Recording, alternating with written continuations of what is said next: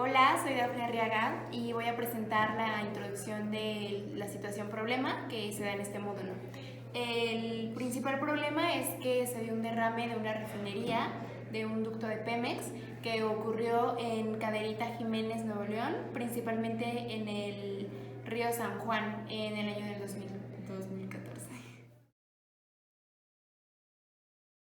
Hola, yo soy Tomás Méndez y bueno, para continuar con el desarrollo de la problemática, aunque las evidencias de estos daños ya no sean visibles, se sigue detectando que las instalaciones de las refinerías siguen expulsando aguas residuales que contienen componentes dañinos como hidrocarburos y aceites. Esto provoca un gran daño en la integridad de los elementos naturales que están alrededor de la zona y pues indirectamente al ambiente y pues a nosotros los humanos. Hola, yo soy Kevin Vega y como un suceso similar a la situación presentada, en 1999 se derramaron 5.4 millones de litros de petróleo en el Río de la Plata, en Argentina.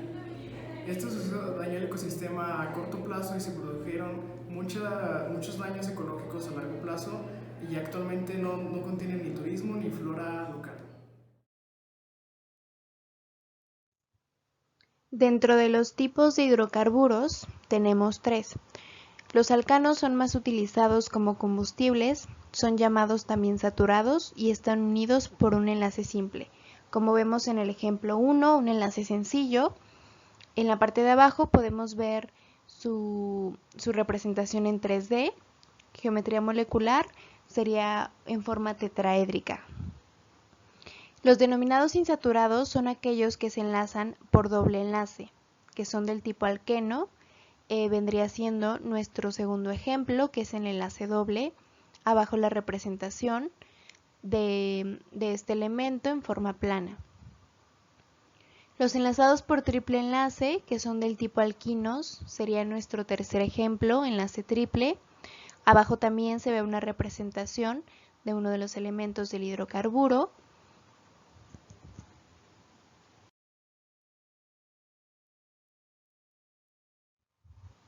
En esta diapositiva podemos ver la estructura de Lewis. En las imágenes de la izquierda podemos tener en primer lugar al hidrógeno y al carbono, que son los componentes de los hidrocarburos principalmente. El hidrógeno tiene un electrón de valencia, el carbono tiene 4 electrones de valencia, es decir que puede formar 4 enlaces, el hidrógeno 1. El agua está formada por 2 moléculas de hidrógeno y una de oxígeno, por lo tanto su representación vendría dada por este ejemplo.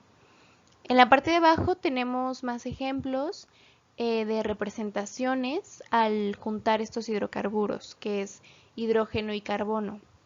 En el etileno tenemos que es un alqueno, ya que tiene doble enlace. Y en el acetileno tenemos que es un alquino, ya que comparte 3 enlaces. El carbono tiene una electronegatividad de 2.5 y el hidrógeno 2.1.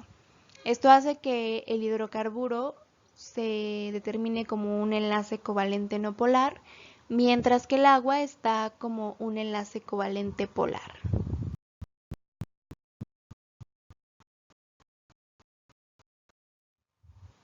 En esta diapositiva podemos ver la estructura del Lewis.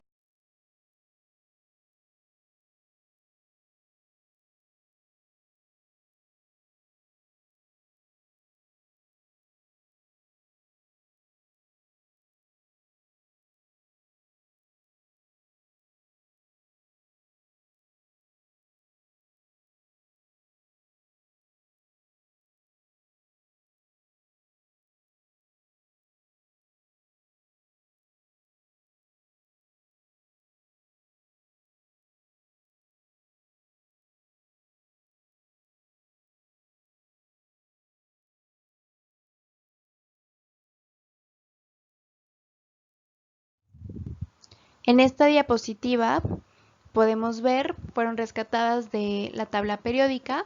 La periodicidad de cada elemento nos puede ayudar a determinar o predecir las propiedades químicas de un cierto elemento, ya que si se encuentran en el mismo grupo, comparten ciertas propiedades.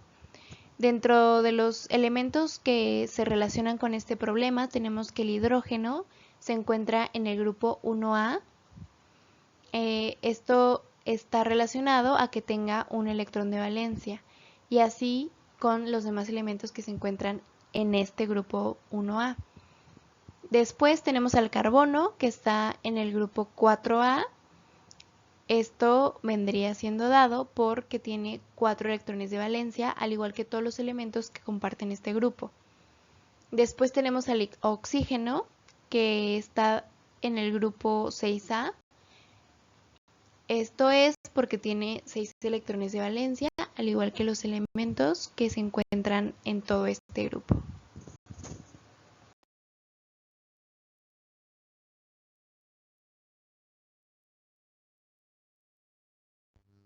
En esta diapositiva se pretende explicar las fuerzas de atracción que están denominadas por cada elemento que atenúa este problema.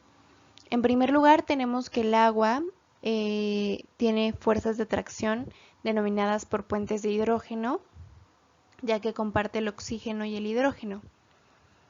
Dentro de los hidrocarburos tenemos carbono-hidrógeno, ya que denominamos que son covalentes no polares, es decir, que la fuerza intermolecular va a ser un dipolo inducido, nos va a dar fuerzas de atracción de dispersión de London. Estas se encuentran en la más baja de las escalas, por lo tanto el puente de hidrógeno tendría mucho más fuerza.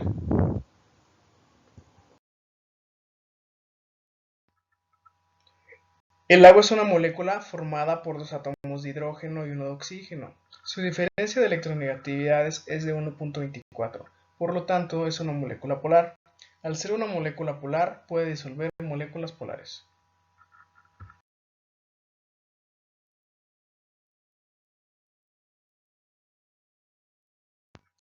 El petróleo está formado por hidrocarburos, los cuales están compuestos por hidrógeno y carbono. Su diferencia de electronegatividad es de 0.35, por lo que se les considera no polares o apolares.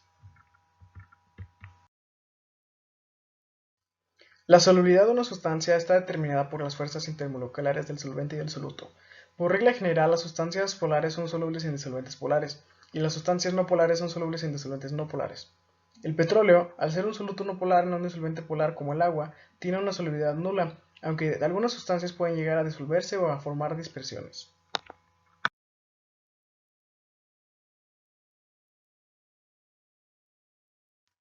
La viscosidad es la resultante de las fuerzas de cohesión y adición en un líquido, o bien es la resistencia de este a fluir. La viscosidad en el agua es de aproximadamente 1.002 centipoise, mientras que la viscosidad del petróleo puede llegar hasta 20.3 centipoise. Esta depende de las sustancias que tenga el petróleo. Puede ser una espesa masa negra o hasta un líquido parecido a la gasolina. El punto de ebullición de una sustancia es cuando éste pasa de líquido a gas. El del agua es de aproximadamente 100 grados centígrados, mientras el petróleo, al ser una mezcla de distintos hidrocarburos, tiene diferentes puntos de ebullición. La destilación fraccionada se utiliza para separar los derivados del petróleo en función de su punto de ebullición, y la volatilidad del petróleo depende de los hidrocarburos que lo conforman. Existen hidrocarburos muy volátiles en el petróleo que al contacto de condiciones normales, que sean presión y temperatura normales, pueden llegar a evaporarse, por lo que se les considera muy volátiles. Nuestro método o propuesta para arreglar esta problema que se presenta en Cadereyta Jiménez consiste en una técnica llamada bioremediación. Es un proceso biológico que estimula una población aeróbica de bacterias que utilizan los hidrocarburos como fuente de energía y alimento, por lo que es una opción efectiva para la descontaminación del sistema. El uso de dispersantes químicos puede significar llevar a la toxicidad del petróleo a otro límite, mientras que la biodegradación estimula factores del ecosistema como su pH, concentración de hidrocarburos, así como su temperatura.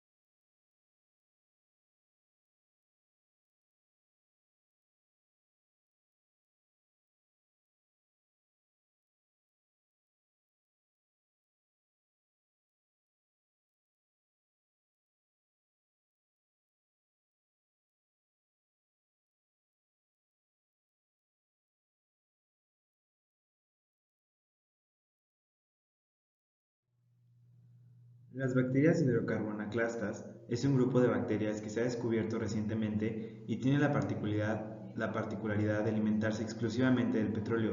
Esto lo utilizan como única fuente de carbono y energía. Estas son algunas bacterias y los cuales son los tipos de compuestos que pueden degradar.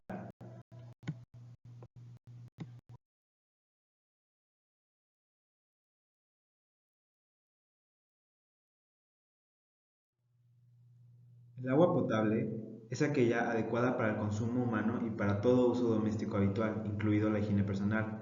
Para que el agua sea potable, es decir, que podamos consumirla, debe ser limpia, pulera, inodora, insípida, sin partículas que hagan turbia y además debe tener minerales, tales como sodio, yodo, cloro, con las cantidades adecuadas. Para consumir el agua debemos potabilizarla, sacar las impurezas por medio de filtros sucesivos, luego deben eliminarse los microorganismos para que pudieran existir con cloro y otros agentes purificadores, y se les somete a rigurosos análisis antes de liberarla al consumo. En esta tabla podemos ver los estándares permitidos para el consumo del agua potable.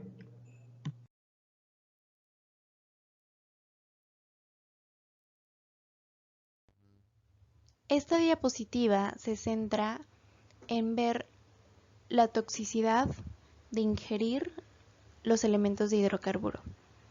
Los componentes más tóxicos o más venenosos del petróleo son los compuestos volátiles, los cuales son compuestos que se evaporan a bajas temperaturas. Si los hidrocarburos no son disueltos o sus componentes no son evaporados, dentro de sus complicaciones al ser ingeridos, ya sea por transmisión del aire, por el agua, los alimentos, la tierra o simplemente con el contacto directo, en el caso de ser inhalados o tragados, la mayoría de los componentes de los hidrocarburos pasarán rápidamente a la corriente sanguínea, que pueden ser o no degradados fácilmente. La ingestión de productos de petróleo, como gasolina y querosén, produce irritación de la garganta y el estómago. Esto es por ingestión directa. Depresión del sistema nervioso, dificultad para respirar y neumonía debido al paso del líquido hacia los pulmones. Si cuentas con un buen organismo, la mayoría de los componentes de los hidrocarburos abandonan el cuerpo en la orina o en el aliento. Es decir, que si tienes un buen organismo en defecar y en sacar todos los hidrocarburos, pues no tendrán tantos efectos malos o negativos para ti. Pero los efectos no son solo para los humanos, sino para todos los seres vivos que habitan en los sitios donde se derrama. Animales, pájaros, ellos también están en contacto directo por inhalación o por tocarlos o por incluso comérselos.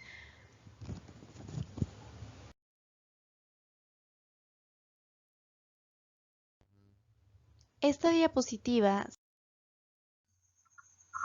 El 28 de julio de 2010, a través de la Resolución 64292, la Asamblea General de las Naciones Unidas reconoció explícitamente el derecho humano al agua y al saneamiento, reafirmando que el agua potable y limpia y el saneamiento son esenciales para la realización de todos los derechos humanos. De igual manera, la UNICEF también declara que el agua debe de ser suficiente, saludable, aceptable, accesible y asequible. Esta característica se le está negando a la comunidad de Cadereyta, ya que puede tener riesgos en el agua contaminada del río San Juan. El Estado mexicano está obligado a reparar los daños ocasionados por desastres ecológicos o bien hacer que los responsables hagan esto. En base a la Ley de Responsabilidad Social y a la Ley General de Equilibrio Ecológico y la Protección del Ambiente, impone que todos los desastres ecológicos deben de ser tratados según los daños ocasionados y se establece que el orden ecológico debe ser de plano nacional, por lo que queda implícito que es obligación del Estado mexicano buscar soluciones a las problemáticas ecológicas existentes y garantizar un equilibrio ecológico en el país, así como en sus comunidades.